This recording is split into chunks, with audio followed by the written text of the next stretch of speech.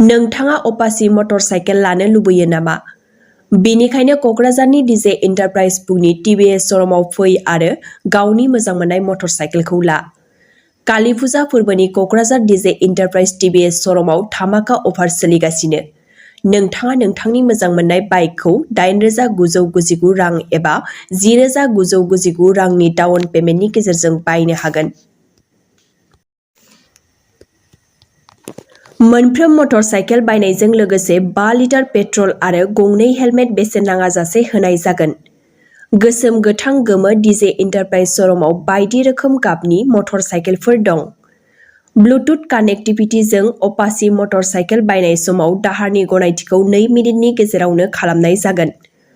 Finance सिबिं up to 12,000 एबा 20,000 एबा EE 180 सीसी 200 सीसी आरो कालार्सआ जेरै ब्लेक, रेड, ब्लु, ग्रे दं।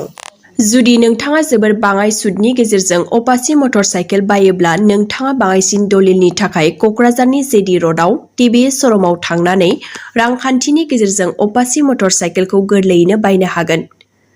नोंथाङा 7,0226119557 6,00,3131786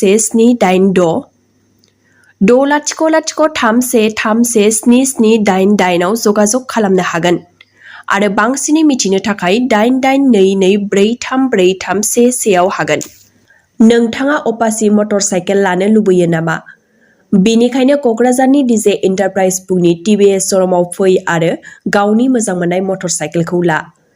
कालि फुजा फोरबोनि क'क्राझार डीजे एन्टारप्राइज टिभिएस स'रमआव धामाका अफार सोलिगासिनो।